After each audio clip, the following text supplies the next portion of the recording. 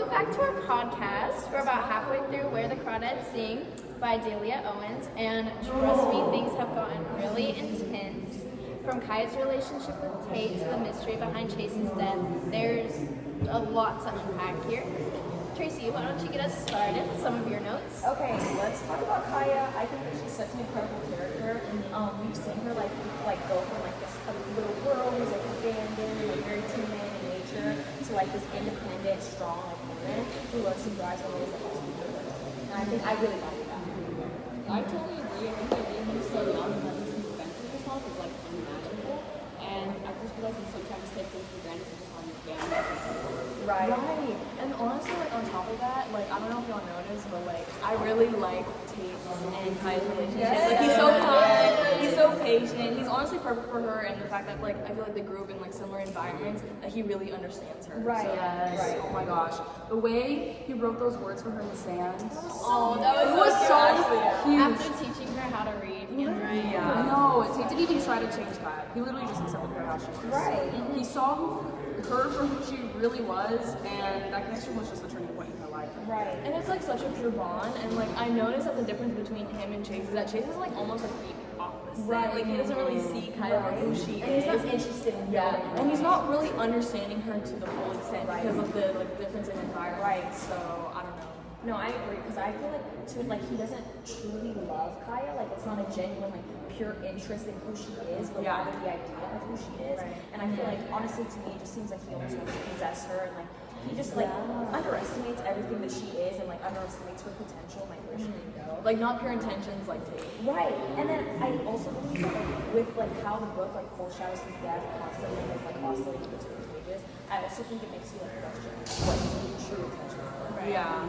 I agree. And let's talk about the Mars. I feel like it's not just a setting, it's a character Right, itself. right. Being with Kaya is literally her family. And Right. her, it's like taught her all these survival skills, protected her, but just been there for her. Right, I agree. I love how Delia Owens describes the marsh. It really makes you kind of feel like you are there as you're reading it. Like the salty air. You feel the salty air, the mud, just like the good vibes in general, just a happy, comforting place. Right. Oh yeah, it's so interesting how the marsh like keeps Kaya isolated. Like the way it takes her from the rest of the world, it's like a place of comfort for her, but it's also a place of like her fully engaged with society. Like her loneliness is such a major part in her life, especially after her family left. And that was a moment, like the moment when her mother walked away. It was just, that was so sad. Yeah, And that must have valued her.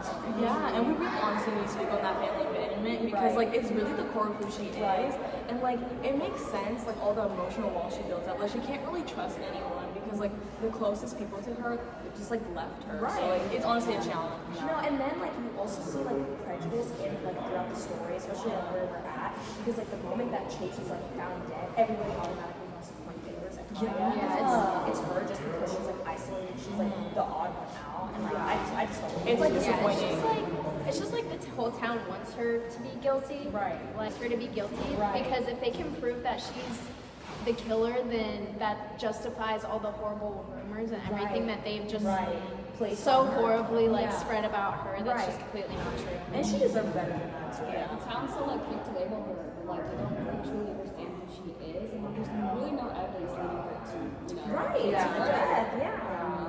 So to sum it up, we really explored how Kaya's journey is shaped by her survival, her loneliness, and her deep connection to nature. Right. Any last thoughts? Honestly, like I'm loving it. I feel like the story is like more than just a mystery, like more than just like a little thriller. I feel like it's a deep exploration of Kaya and the world and like the complexity. I love a little filler. I Right? definitely agree. I thought this book was going to be like more of a murder mystery, but it actually see growth in the character, her journey, her self-resilience.